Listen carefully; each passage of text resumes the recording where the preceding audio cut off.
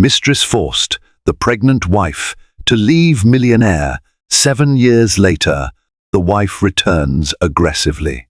Patricia Carlisle's heart pounded as she stepped off the plane, the memory of her once grand life still burning in her mind. 7 years ago, she had been cast aside by her own husband, Maxwell Lightwood, enchanted by a ruthless mistress who would stop at nothing to steal what Patricia cherished most. Once forced to flee while pregnant and destitute, Patricia has spent every moment since silently gathering her strength. Now, she's returned to a city that once scoffed at her. An undercurrent of fierce determination glimmers in her eyes. Revenge isn't simply an option, it's her destiny. And for those who wronged her, the final reckoning has only just begun. Patricia Carlisle was never one to believe in miracles, but even she had to admit that meeting Maxwell Lightwood felt like fate. Born into a modest household on the outskirts of Melbourne, Patricia had worked tirelessly to support her aging parents while juggling a part-time job and a college education.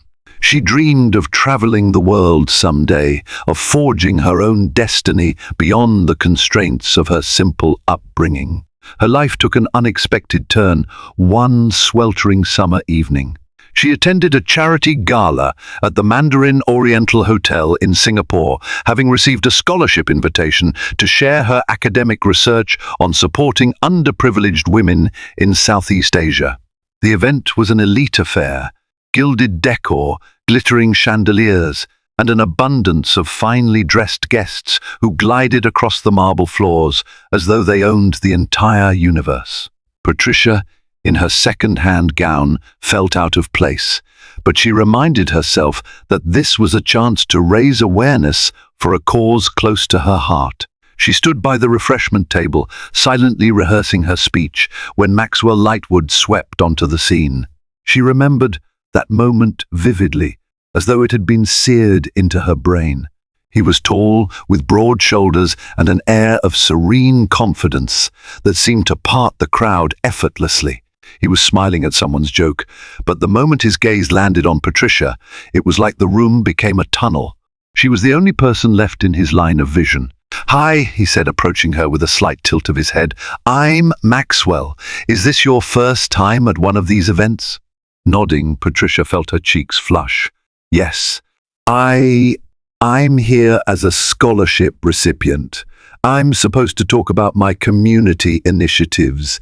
Their conversation stretched on for nearly half an hour, weaving from her charitable work to his surprising humility despite inheriting a significant trust fund. Maxwell revealed that he was in the tech sector, pioneering a new form of data security software that already had major investors salivating. He came off as the perfect blend of intelligence and warmth, cutting through Patricia's initial nerves with an easy sense of humor. By the time they parted ways that night, Patricia was enthralled. Maxwell, equally captivated, offered to keep in touch. For Patricia, who had never been courted by someone so effortlessly sophisticated, it felt like stepping into a fairy tale, though caution nagged at her. She'd seen enough heartbreak around her to know that appearances could be deceiving. They exchanged contact information, and over the next few weeks, Maxwell persistently reached out. He sent her articles he thought she'd find interesting, recommendations on philanthropic projects she might support, and playful texts asking about her day. His thoughtfulness surprised her. Maybe it was real. Maybe it wasn't, but it certainly made her feel special. Several months passed in a blur of excitement as Maxwell pulled Patricia into his glamorous orbit. Their dates were a parade of wonders: private rooftop dinners, art gallery premieres, exclusive yacht parties. Yet, the moments that resonated most with Patricia were quieter long walks in the park, heartfelt conversations about their shared dreams, nights spent volunteering at local shelters. Maxwell seemed to reveal facets of himself that the public never saw. Slowly, Patricia found herself falling in love. She told herself that if it was all a dream, she'd rather enjoy it while it lasted than question its authenticity. When Maxwell proposed, he did it in an intimate setting, the small cafe where they had shared their first official date. Patricia, tears in her eyes, said yes without hesitation. In the hush of that evening, with the lights of the city twinkling outside the window, she felt secure in her decision. This was a man who understood her, respected her, and wanted to build a life with her. She thought it was enough, more than enough. Little did she know just how fragile that promise would become. The wedding took place at a lavish villa overlooking Lake Como in Italy. In line with Maxwell's status, the day was a glittering spectacle filled with A-list guests, high-profile entrepreneurs, and even a minor European royal or two. Patricia's simple background didn't matter there, or so she believed. She wore a sleek, custom-made gown courtesy of Maxwell and glowed with the joy that only love could produce. Cameras flashed, guests clinked champagne glasses, and a string quartet played soft music as the newlyweds exchanged vows under an arch of white roses. However, amid the laughter and celebration, subtle tensions emerged. Patricia noticed Maxwell's father, Harrison Lightwood, eyeing her with a hint of disapproval. The elder Lightwood was a powerful figure who had invested heavily in Maxwell's business. He never openly insulted Patricia, but she felt his reluctance, as if marrying a middle-class scholarship student was an insult to the Lightwood dynasty. Maxwell, oblivious or unbothered, kept reassuring her. "My father is old-fashioned, but he'll come around." He brushed aside her concerns, focusing instead on the new chapter they were about to start together. Patricia wanted to believe him. After all, no family was without its skeptics and flaws. She imagined that, with time, her devotion to Maxwell and her own charitable work would make his family see her as a valuable addition. Life in Singapore, where they decided to settle, became a swirl of extravagance. Maxwell's business soared, pulling in bigger deals, forging new partnerships, and catapulting him into the upper echelons of industry stardom. Meanwhile, Patricia, always the compassionate soul, leveraged her position to champion philanthropic causes. She organized galas to raise scholarship funds for young women, founded reading programs in underprivileged neighborhoods, and volunteered at women's shelters. Though the tabloids fixated on her new wealth, Patricia cared more about making a tangible difference. The couple became a beloved figure in the media, a portrait of success and benevolence. Yet one element of the fairy tale never quite clicked. Maxwell's father remained an enigma. During formal gatherings, Harrison would greet Patricia politely but maintain a distance, as though waiting for her to prove her worth or fail at it. Maxwell shrugged off Patricia's worries, describing his father as a cantankerous old hawk who simply took time to warm up. Patricia tried to push aside her unease. Then came the day everything changed. It was a sweltering afternoon in July when Maxwell arrived home with a bundle of documents and a broad smile. He had hired a new business manager, someone who had purportedly worked wonders for another major corporation. Her name was Crystal Hartley. Maxwell wanted Patricia to meet her personally, hoping they would become fast friends, and that Patricia's philanthropic background would mesh well with Crystal's business acumen. Patricia, unsuspecting, agreed to welcome Crystal into their world, oblivious that she was about to open the door to a serpent that would shatter her marriage into pieces. Crystal Hartley was a stunning woman in her late 20s, with hair so glossy it looked polished under the sunlight. She moved with a confident swiftness that suggested she was perpetually in control. Within days of her hiring, she had reorganized Maxwell's travel itineraries, refined the company's marketing strategy, and subtly inserted herself into top-level negotiations. Even Maxwell, who prided himself on discerning good talent, seemed slightly in awe of her. To Patricia's face, Crystal was sugary sweet. "I've heard so much about your philanthropic initiatives." She gushed, her wide eyes brimming with admiration. "I'd love to help out sometime. Maybe we can collaborate on a fundraiser?" Patricia forced a smile of her own, unsettled by something intangible. It was not jealousy. Patricia had no reason to suspect Maxwell's loyalty. It was more a sense of quiet dread, an instinctive wariness. Crystal's kindness felt overcalculated. The way she spoke gave the impression of a performance meticulously rehearsed. Still, Patricia pushed aside her nagging feelings. She had no wish to be labeled paranoid. Instead, she maintained a cordial relationship with Crystal, inviting her to a few of her charitable events. The new business manager lavished attention, praising Patricia's generosity and offering to handle finances to ensure maximum impact. Patricia, naive to Crystal's manipulations, found herself half relieved. Perhaps Maxwell's instincts about Crystal were correct. Maybe she really was a capable, well-connected asset. Yet, small oddities emerged.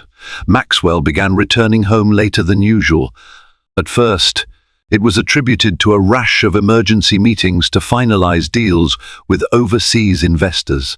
Then there were business trips that couldn't be rescheduled, some lasting longer than planned. Whenever Patricia asked for details, Maxwell would wave them off and say, "It's all in Crystal's domain. She's a genius at managing these details."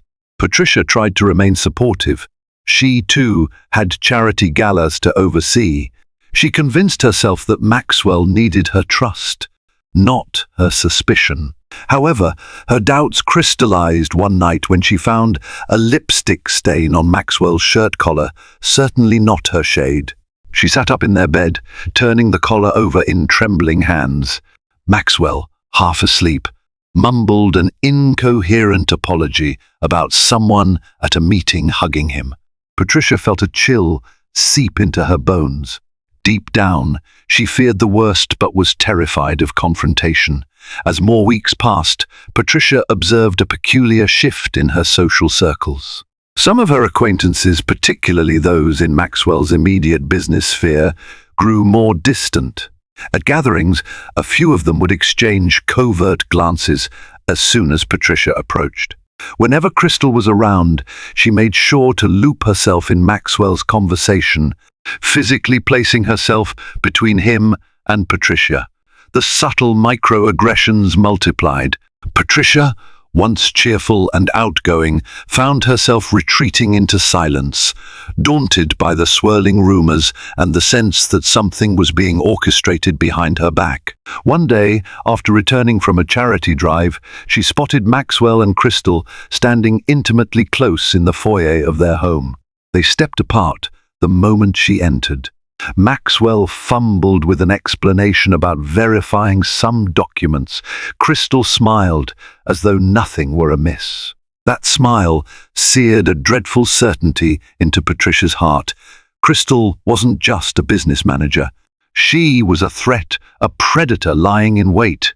Yet Patricia was pregnant by then, 8 weeks along, unbeknownst even to Maxwell. She had planned to surprise him with the news after confirming that the baby was healthy. In a cruel twist, she now found herself uncertain about how or when to break this life-altering news. The swirling chaos around Crystal and Maxwell left her feeling vulnerable. But she believed that having a child might ground Maxwell, bringing him back to the family life they had promised each other. It was a tenuous hope, yet it was the only one she had left. It was a crisp evening when Patricia decided she could no longer carry the news of her pregnancy alone. She dressed carefully for dinner, her heart pounding with a mixture of excitement and dread. If Maxwell was somehow compromised by Crystal, Patricia wanted to believe that the revelation of a baby would make him see sense. Parenthood had a way of sobering even the most misguided. She told herself that Maxwell was a good man at heart, that maybe everything she had been suspecting was a distorted fear. She never got the chance to deliver the news in a romantic setting. Instead, fate intervened in the cruelest way. Patricia arrived at Maxwell's corporate office that same night with a small gift bag containing baby booties and a note that read, "You're going to be a dad." She walked with purposeful strides, ignoring the prying eyes of the night staff who recognized her. Guided by a receptionist to Maxwell's private suite, Patricia froze at the door. Through the narrow glass pane, she saw Maxwell pressed against Crystal, their faces dangerously close. The tension in the air was unmistakable, hands entangled, clothes slightly disheveled. Patricia felt the world tilt beneath her feet. She stood numbly, fighting the urge to collapse. She was pregnant, and her husband was in the arms of another woman. Summoning what strength she had left, Patricia pushed the door open. The scene that greeted her was a dagger to her heart. Crystal stepped back, adjusting her blouse with an infuriating calm. Maxwell, flushed and stuttering, tried to offer excuses. Patricia's fists clenched around the gift bag until the cardboard crumpled. For a moment, none of them spoke. The silence was deafening. Patricia forced her gaze onto Maxwell, tears threatening to spill. "I came here to tell you something," she whispered, voice trembling. "But I guess there's nothing left to say." Maxwell's eyes flicked to the gift bag in her hands, noticing the baby booties poking out. His expression twisted in shock and possibly guilt. He reached toward Patricia, stammering an apology, but Crystal's hand on his shoulder betrayed her unwavering hold. Patricia felt her stomach churn at the sight. They were a united front, and she was the outsider in her own marriage. Unable to stomach any more, Patricia pivoted and ran from the office suite. The sound of Maxwell calling her name echoed behind her, but she didn't stop. She fled into the night, tears streaming, consumed by disbelief. In the cab ride home, she clutched her abdomen, terrified that the baby would sense her anguish. She knew that if she stayed in that mansion with a cheating husband and a manipulative mistress, her emotional and physical well-being and her babies would be at risk. That night, she made the decision to walk away, though she wasn't sure how or where she would go. All she knew was that she would not subject herself to further humiliation. Patricia's intent was to confront Maxwell in private, to see if there was any shred of remorse or any possibility of salvage. She returned to the mansion, pacing by the living room windows, tears dried into silent fury. When Maxwell finally arrived, hours later, Patricia felt her stomach clench. He strode in, shirt rumpled, eyes laced with guilt and panic. "Patricia," he murmured, approaching her with outstretched hands. "I messed up." She stepped back, a cold lump forming in her chest. "Stop. Before you say anything, I want to know why. And I want to know if you're still the man I thought I married." He tried to explain that the kiss was a moment of weakness, something that happened spontaneously. But each half-hearted excuse only made Patricia's pain burn deeper. She calmly informed him of her pregnancy, dropping the revelation like a gauntlet between them. Maxwell's face paled, and for a brief second, Patricia thought he would fall to his knees with contrition. But before he could respond, Crystal Hartley waltzed into the foyer uninvited, as though she owned the place. Patricia's rage erupted. "Why are you here?" she demanded, voice shaking. "I'm here because Maxwell needs someone who actually supports his vision," Crystal replied, coolly, ignoring Maxwell's feeble attempts to hush her. "I gave up my own comfort to ensure his business soared, and from what I see, you've done nothing but cling to your philanthropic illusions." Patricia's eyes flashed, but she forced herself to remain collected. "Get out! This is my home!" Crystal laughed mirthlessly. "Not for long, darling. You don't have what it takes to stay by his side." The confrontation escalated, with Maxwell pathetically shuffling between them like a schoolboy caught cheating on a test. Patricia demanded that he make a choice, an ultimatum that hovered in the air like a thunderstorm about to break. And the unthinkable happened. Maxwell didn't ask Crystal to leave. He didn't reassure Patricia of his love. Instead, he hung his head and mumbled that he needed time to sort this out. That was all the confirmation Patricia needed. She glared at them both, heartbreak fueling her voice. "You've made your choice already. I might be pregnant, but I refuse to be pitied or toyed with. I'm leaving." She stormed upstairs to pack a small suitcase, tears of rage and despair streaming down her cheeks. She couldn't fathom how Maxwell, the man who had once professed unbreakable devotion, could stand there silently while she was forced out. Within an hour, she was gone into the night, disoriented by heartbreak, yet guided by the instinct to protect the new life growing within her. She left behind the designer gowns, the glittering jewelry, the illusions of happily ever after.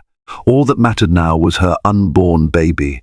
The first few weeks in exile were brutal. Patricia found temporary lodging in a cramped studio apartment. Barely furnished, it had a musty smell and a single window that overlooked a bustling street where vendors shouted their wares day and night. She lived off her modest savings, refusing to touch Maxwell's bank accounts or accept any hush money. Pride was all she had left, and she clung to it with every fiber of her being. Meanwhile, her pregnancy progressed.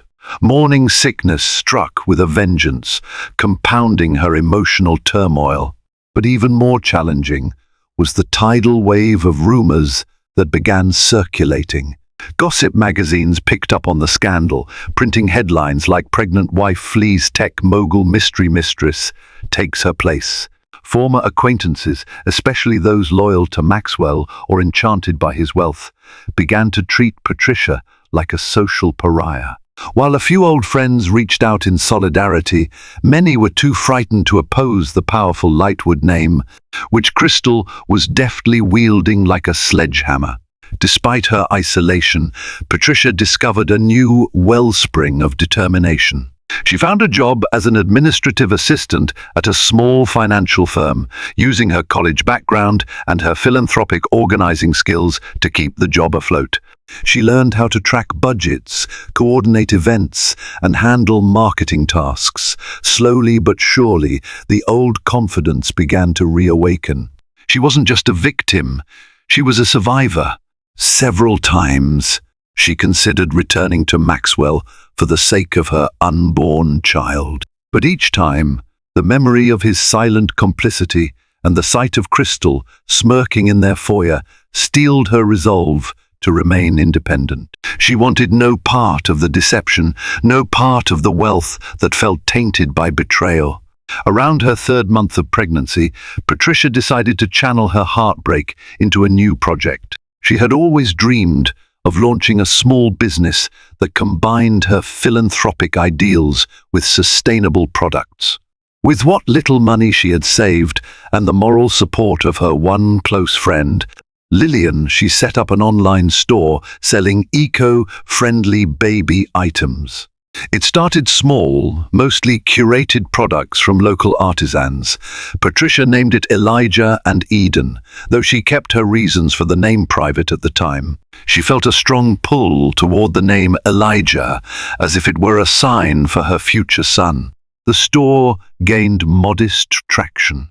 Patricia poured her spare hours into learning social media marketing, forging relationships with suppliers, and refining the brand's identity. Though physically drained by her pregnancy, she found solace in building something new, something that was entirely hers, untainted by betrayal.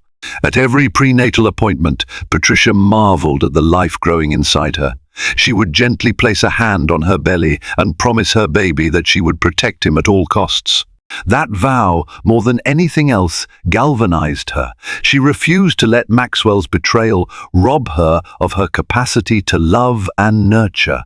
What she didn't realize then was that her small online store born from heartbreak would soon become the catalyst that propelled her back into the world of the Lightwoods with a vengeance. 2 years passed quietly.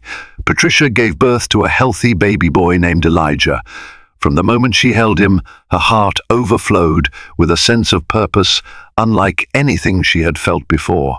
The exhaustion of single parenthood was grueling, but each time Elijah cooed or curled his tiny fingers around hers, the weight lifted. Raising Elijah wasn't easy in her cramped apartment. Juggling bills and part-time remote work for the financial firm, but Patricia managed. Elijah and Eden continued to grow, albeit slowly. Word-of-mouth referrals and glowing customer reviews drove a trickle of steady orders. Patricia prided herself on top-notch customer service, personally responding to inquiries and packaging orders with care. She also expanded her reach by collaborating with local maternity groups, hosting pop-up stalls at markets, and forging alliances with like-minded entrepreneurs. During this time, Maxwell Lightwood's empire expanded at a dizzying pace. Articles detailing his groundbreaking software acquisitions and partnerships with international conglomerates dominated business news. The tabloids occasionally mentioned his personal life, usually accompanied by photos of Crystal Hartley on his arm at Aggress. They were the perfect power couple in the public's eye. Rarely was Patricia's name invoked, unless in passing references to an unfortunate broken union. But behind the glitz, there were whispers, that Maxwell's father, Harrison Lightwood, privately disapproved of Crystal and her controlling influence. More alarmingly, certain business insiders claimed that Crystal was siphoning funds or leveraging Maxwell's name to secure side deals. Nothing was confirmed, but Patricia couldn't help reading every snippet of gossip with a conflicting sense of dread and satisfaction. Had Maxwell truly found solace with a woman who was now betraying him too? One late evening, Patricia received a shocking phone call. It was from an anonymous number, but the voice on the other end was distinctly female and trembling.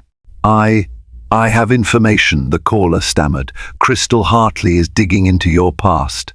She's seeking anything to discredit you, especially rumors that you had some financial improprieties at your old job. She wants to shut down Elijah and Eden." Patricia's stomach twisted. Who was this caller? She pressed for details, but the line went dead. Panic set in. She had done nothing illegal, but she feared that a cunning manipulator like Crystal might manufacture fake documents to tarnish her fledgling business. As Patricia cradled Elijah in her arms that night, she wondered if her best course of action was to keep her head down and continue building her company quietly, or if she should prepare for a more direct confrontation. She was about to find out that sometimes fate doesn't wait for you to choose. Fate rushes forward, forcing your hand. The price of passivity would soon become too high. Patricia's next great turning point came unexpectedly when the management of a major retail chain discovered Elijah and Eden through a lifestyle blogger's glowing review. The company approached Patricia about a potential partnership, impressed by her store's emphasis on sustainability and maternal well-being. If she could seal this deal, it would catapult Elijah and Eden onto shelves nationwide, providing the financial stability she desperately needed. However, the catch was significant. The retailer was partially funded by Maxwell's conglomerate. Patricia discovered this in the final rounds of negotiation, when the chain's executive mentioned that their expansion budget was covered by the Lightwood Group, among others. Instantly, Patricia's heart thudded. Entering a partnership would mean dancing perilously close to Maxwell's orbit, a place she had fought so hard to escape. She weighed her options, discussing them with Lillian, who had become not just a friend, but a confidant and part-time business advisor. "If you don't take the deal, you'll be passing up on a life-changing opportunity," Lillian cautioned. "But if you do, you risk crossing paths with Maxwell and Crystal again." Patricia mused over it for days. She paced in her apartment, scanning Elijah's sleeping form, her mind swirling with the possibility of a brighter future for her son. Eventually, her resolve sharpened. She couldn't let fear dictate her life. If Maxwell or Crystal tried to undermine her, she would fight back. After all, she had built Elijah and Eden from nothing. She wasn't a helpless victim anymore. She was a mother on a mission. Thus, Patricia signed the preliminary agreement with the retail chain, setting a formal meeting to finalize distribution terms. She steeled herself for the possibility of encountering Maxwell. If that happened, she would face him with her head held high, no longer the naive young bride, but a determined entrepreneur who would guard her child's future at any cost. The conference room in the retailer's skyscraper headquarters was flooded with natural light. Floor-to-ceiling windows offered a panoramic view of the city's skyline, while a state-of-the-art digital presentation board loomed at the front. Patricia arrived early, her mind churning with last-minute adjustments to her pitch. She wore a fitted navy suit that exuded confidence and practicality, exactly how she felt inside. One by one, executives trickled in. They greeted Patricia with polite nods, some offering compliments about her brand's progress. Patricia smiled, though a hint of nervousness lingered in her chest. The minutes ticked by, and she kept an eye on the door. She had been assured Maxwell wouldn't be directly involved, yet the Lightwood name was omnipresent. At precisely 9:00 a.m., the main door swung open. In walked Maxwell Lightwood, exuding the same magnetic charisma that once made Patricia's heart flutter. A hush settled over the room as everyone turned to look, uncertain whether to stand or remain seated.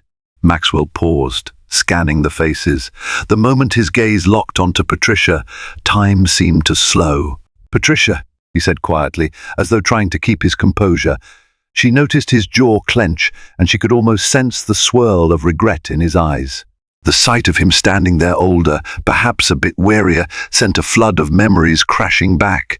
Their first dance at the charity gala, the wedding vows by Lake Como, the heartbreak of that office betrayal. She swallowed the lump in her throat. "This is a surprise," Patricia managed to say, keeping her tone professional. "I was told the Lightwood Group's direct involvement in these negotiations was minimal." He offered a tight nod. "I usually don't attend these smaller distribution meetings, but I insisted on seeing how the brand that everyone's been raving about would present itself." His words held a double meaning. Patricia recognized that, to him, it wasn't just a brand. It was her brand. She took a seat at the head of the table, flipping through her slides to begin. Maxwell sat at the opposite end, posture stiff. The tension in the air felt like a drawn bowstring, ready to snap. The meeting proceeded formally, with Patricia walking the executives through product lines, supply chain logistics, marketing strategies, and brand vision. Her voice never wavered. She had rehearsed the pitch 100 times. Although she could feel Maxwell's stare on her like a burning spotlight, she refused to falter. When it ended, the board erupted in applause. Contracts were handed around for review, and the executives commended Patricia on her thoroughness. Maxwell remained silent for a long moment before clearing his throat. "The Lightwood Group is prepared to support the expansion, assuming all conditions are met. I must commend Miss Carlisle on her impressive growth strategy." Miss Carlisle. He used her maiden name. A small pang shot through Patricia's chest at the reminder of how everything had changed. She thanked him curtly, and just as she was about to gather her materials, Maxwell stepped over. "Could I have a word?" he asked softly, mindful of the ears around them. Patricia hesitated. The last thing she wanted was a scene. The other executives were already starting to filter out, so she nodded. "Make it quick." They ended up in a quiet corridor near the vending machines.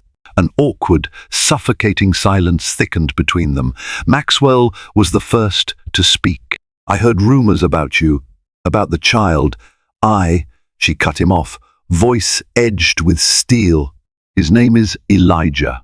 He's 4 now." Maxwell exhaled, pressing his lips together. 4, he repeated, as though absorbing the fact that he had missed 4 years of his son's life. "Patricia, I know I have no right to ask, but I'd like to meet him." Her eyes narrowed. She felt a sudden urge to lash out, to remind him of the anguish he caused. but she tempered her anger, thinking only of Elijah. Her son deserved to know his father if Maxwell could prove himself worthy. "I'll consider it," she replied coolly. "But understand, I'm not the person you left crying in the foyer. I have responsibilities now, and my son's well-being comes first."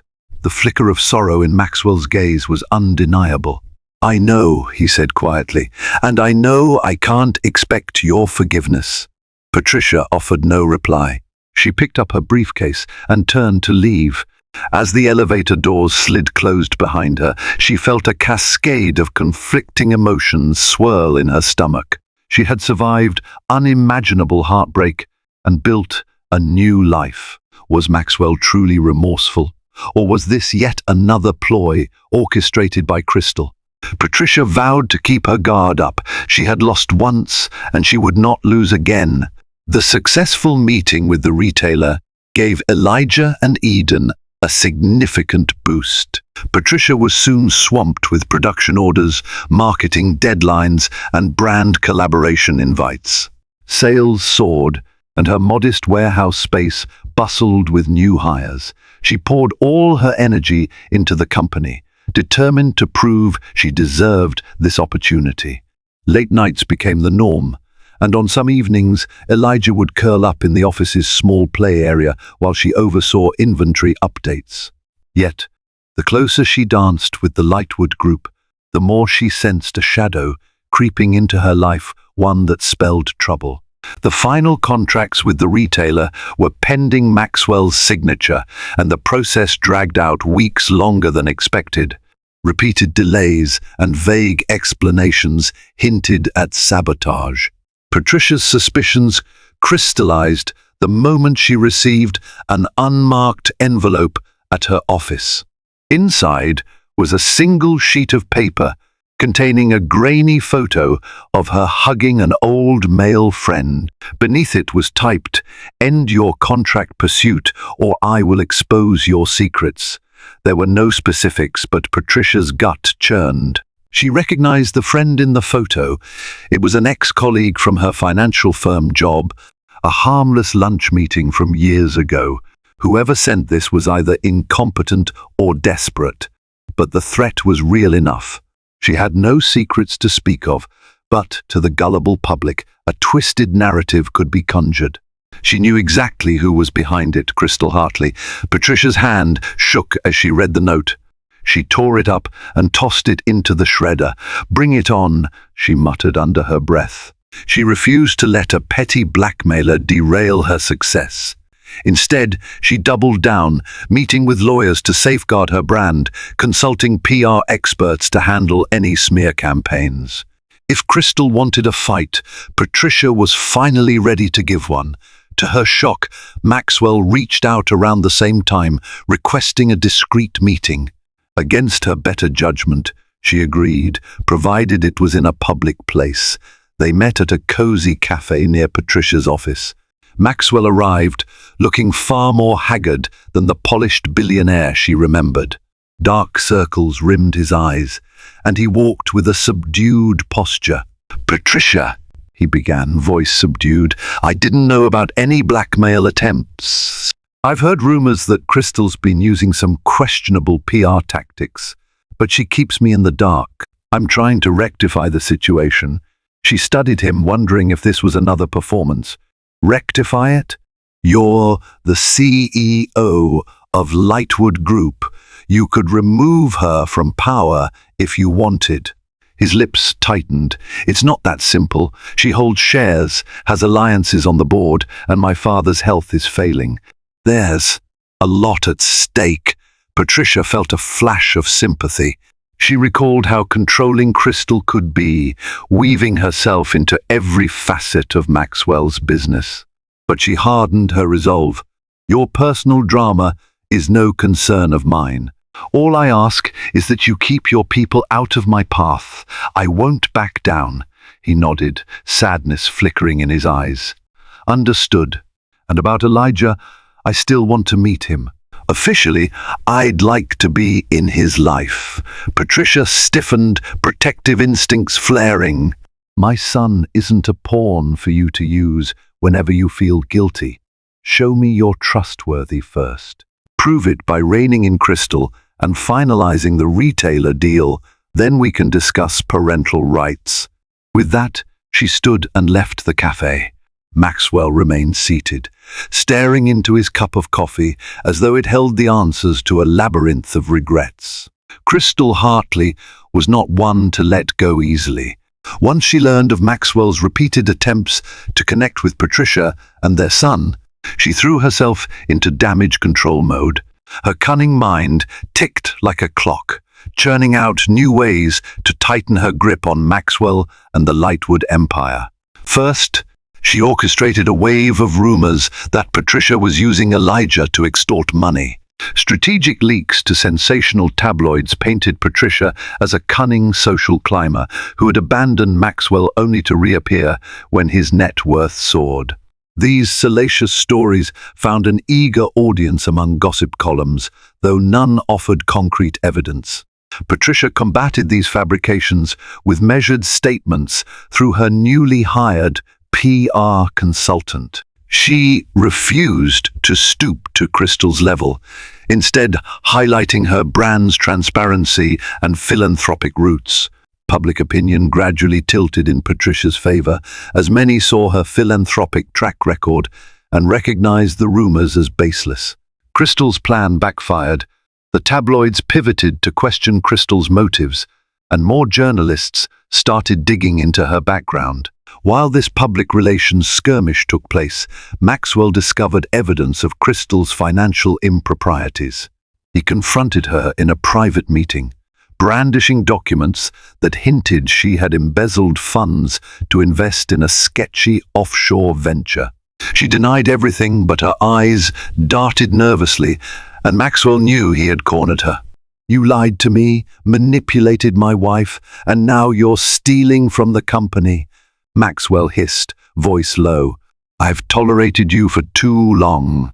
Crystal's facade of calm cracked. She pleaded, threatened, and cajoled him, reminding him of how she had once rescued the company from near collapse. Claiming he owed her everything, Maxwell felt nauseated.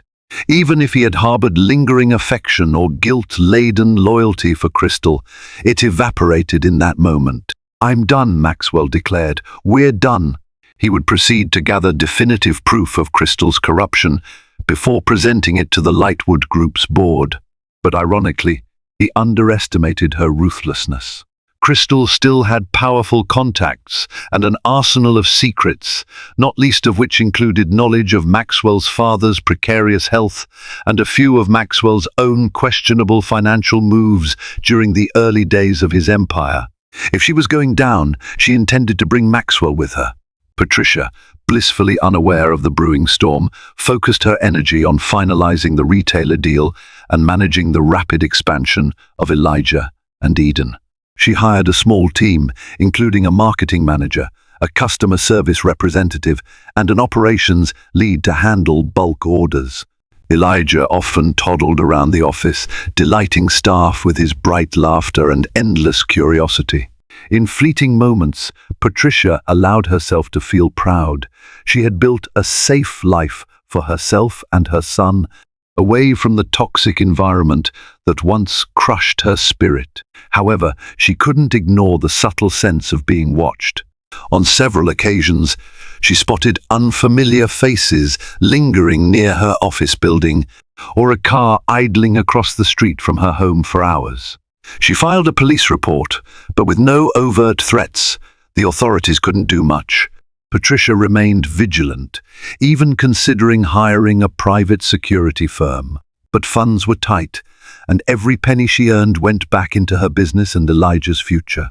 The final push toward chaos arrived in the form of an emergency phone call from an unknown number. When Patricia answered, an anxious voice spilled out Maxwell's. "My father's in critical condition. We need to talk, and it can't wait." Her initial response was dismissive. "I'm sorry to hear that, but I don't see how it involves me." Maxwell sighed raggedly. "He's asking for you. And for Elijah." That gave her pause. Harrison Lightwood had never shown her kindness. Why would he summon her now? Maxwell explained that during one of his coherent moments, Harrison had demanded to see his legitimate grandson before he passed. He had gleaned from scattered rumors that Maxwell had a child, Patricia's child, and had put the pieces together. Reluctantly, Patricia agreed to visit the Lightwood estate. She told herself it was for Elijah's sake, not for Harrison's approval. She wanted her son to decide later in life if he would forge a relationship with his paternal lineage. Besides, she couldn't deny that part of her wanted the family to acknowledge her child's rightful place. She arrived at the mansion days later, Elijah's hand clutched in hers. The sight of the grand estate marble columns, ornate gardens, towering gates sparked a flood of memories, both beautiful and heartbreaking. Staff members ushered her and Elijah up the winding staircase to Harrison's private chamber. Standing outside was Maxwell, shoulders tense, eyes full of quiet desperation. "Thank you for coming," he whispered. Patricia nodded, not trusting herself to speak.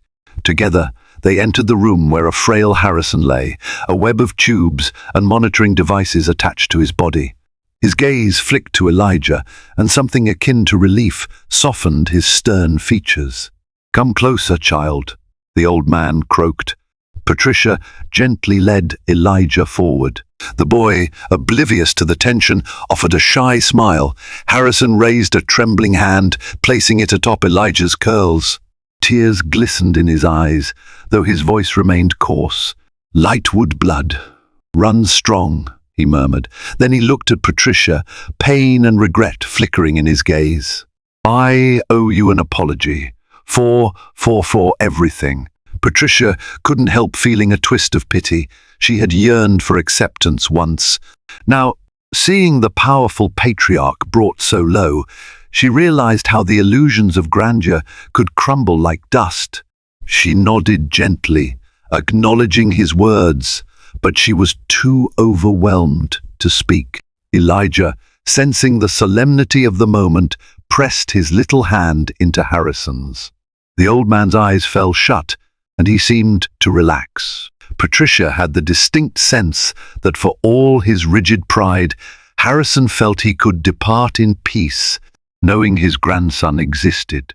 While the family gathered vigil at Harrison's bedside, Crystal made her final, desperate move. She stormed into the estate unannounced, a flurry of rage and panic. Maxwell, who had spent the night at his father's side, encountered her in the hallway.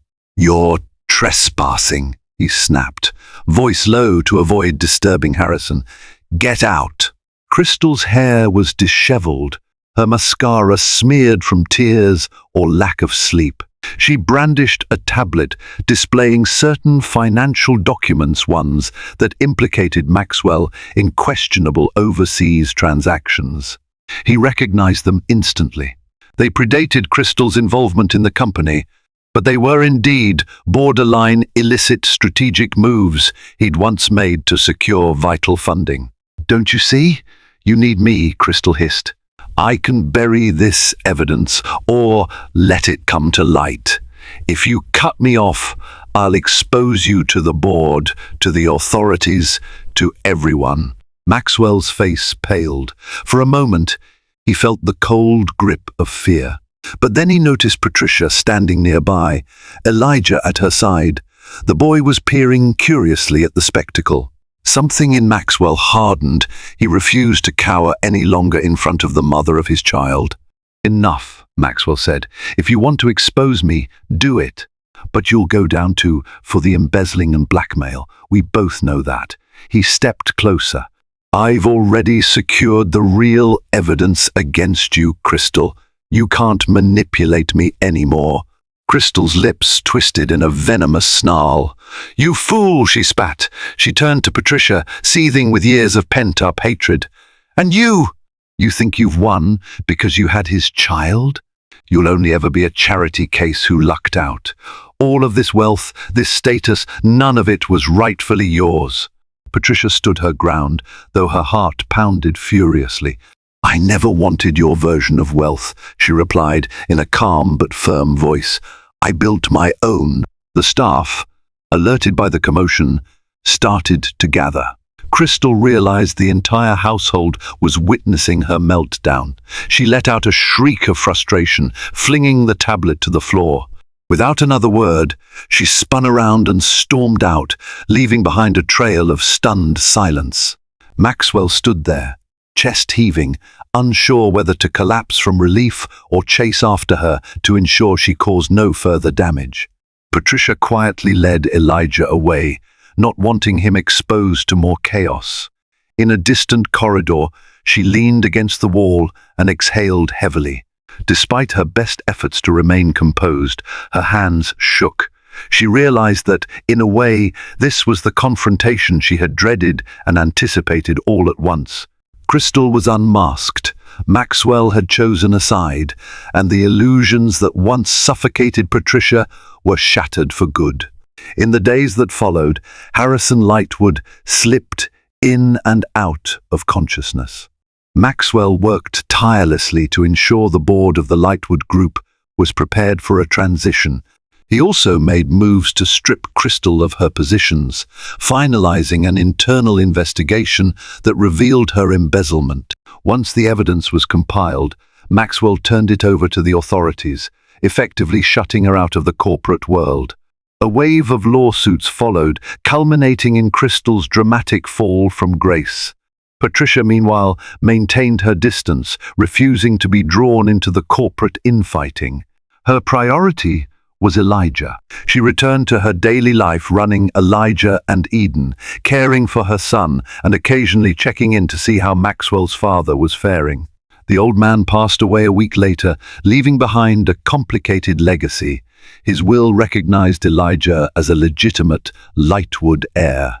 A portion of the estate, sizable enough to secure Elijah's future, was placed in a trust. Patricia accepted it on her son's behalf, determined to manage it responsibly. Despite everything, Patricia did not seek to rekindle her marriage with Maxwell. The pain was still fresh, and trust was not something she could easily regrow. Maxwell, though regretful, seemed to understand. He expressed a desire to co-parent Elijah, to slowly build a relationship with the child he had neglected for so long. Patricia set strict boundaries, but agreed to let them spend time together under supervised conditions until trust could be established. The tabloids, ravenous for drama, pounced on every detail: Harrison's passing, Crystal's downfall, Maxwell's attempts to reconcile with his estranged wife. But Patricia chose to ignore the media circus, focusing on her brand's swift expansion. Elijah and Eden was thriving, and she soon secured distribution in major department stores across the region. Orders poured in from overseas markets, prompting Patricia to consider international warehouses. In a bittersweet twist, the betrayal that once nearly destroyed her had catalyzed the birth of an empire in her name. Months rolled by. Patricia found a lovely new home, a modest but comfortable house with a backyard where Elijah could play. She decked it with child-proof essentials and bright, cheerful decor, the exact opposite of the cold opulence she'd once endured. At night, she'd sit on the porch, sipping tea, a sense of quiet fulfillment washing over her. Maxwell kept his promise to Elijah, showing up for weekend trips to the aquarium, picnics in the park, and birthdays. He seemed genuinely invested in being a good father, and though Patricia remained guarded, she acknowledged the progress. Over time, she allowed him to take Elijah for unsupervised outings, noticing how the boy laughed more freely in Maxwell's presence. As for Crystal, her name surfaced occasionally in scandalous news updates, a court appearance. Here, a rumored affair with a wealthy magnate there. She seemed desperate to claw her way back to relevance, but her track record scared off most credible business partners. Patricia harbored no pity, only the sense that karma had run its course. One evening, Maxwell visited Patricia's new home to drop off Elijah. The boy darted inside, proudly showing Patricia the new toy boat Maxwell had bought him. Alone on the porch, Maxwell lingered awkwardly. "Your house is nice," he said, hands in his pockets. "Thank you," Patricia replied simply. He gazed out at the yard, silent for a moment. Then, in a hushed voice, he said, "I know I can't erase the past, but I want to apologize again for everything. Every day, I wish I had been stronger." Patricia nodded slowly. She felt no desire to rehash the hurt, only a tempered acceptance of what had transpired. "I appreciate that," she replied gently. "Let's just focus on giving Elijah the life he deserves." Their eyes met, an unspoken truce passing between them. Neither knew what the future held, but at least the bitter animosity had begun to fade, replaced by a quiet resolve to move forward separately, yet bound by the love of a child.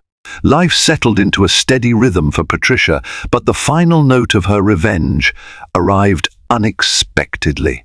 She was invited to speak at a prestigious women's entrepreneurship summit in Singapore, where luminaries from various industries would gather to share their journeys.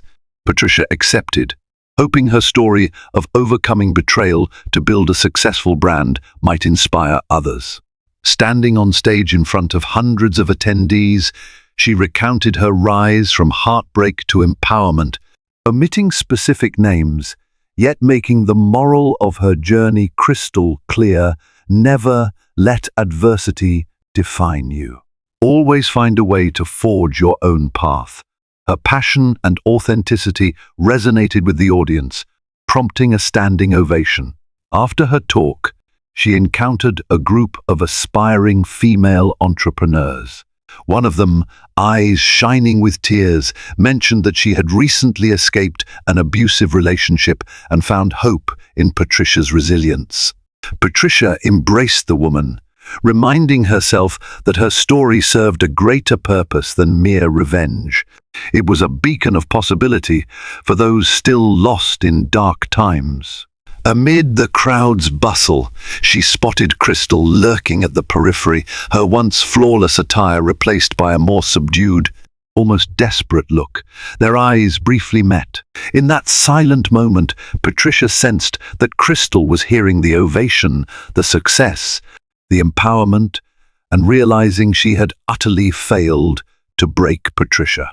Whatever emotions flickered across Crystal's face, envy, regret, bitterness, Patricia felt a wave of relief that she no longer harbored the same resentments. She had moved on, while Crystal seemed frozen in the wreckage of her own choices.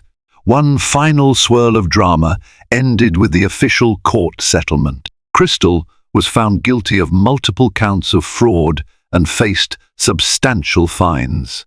She narrowly avoided prison time by surrendering all her remaining assets to repay the company and additional plaintiffs. The judge's verdict sealed her fate. She was effectively blacklisted from major industry circles, her reputation irreparably tarnished. By contrast, Patricia's star continued to rise. She expanded Elijah and Eden into a full lifestyle brand, opening flagship stores and securing international distribution. Her philanthropic causes grew, too, allowing her to create scholarships for single mothers striving to launch businesses or return to school. In every interview, Patricia emphasized how adversity had shaped her resilience, turning her from a timid spouse into a formidable business leader. Maxwell maintained his paternal role. He remained financially and emotionally supportive of Elijah, though Patricia didn't permit any illusions of rekindling their romance. They were cordial co-parents who had navigated a tumultuous past to provide a stable future for their son. 7 years after the day Patricia had fled her marriage, she stood at the threshold of her second major expansion. Investors courted her daily, and the media praised her charitable contributions. As she tucked Elijah into bed one night, she remembered the terrified young woman she'd once been, forced out of the Lightwood mansion with nothing but a suitcase and an unborn baby.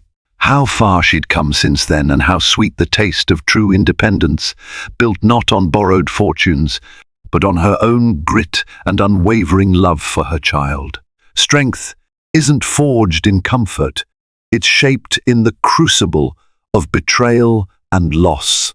Patricia Carlisle's journey from neglected spouse to triumphant entrepreneur shows that true empowerment arises when we reject victimhood. Crystal learned too late that manipulating others for selfish gain leads to an inevitable downfall. Maxwell discovered that fleeting temptations can cost a lifetime of regret, and that fatherhood brings responsibilities no amount of wealth can evade.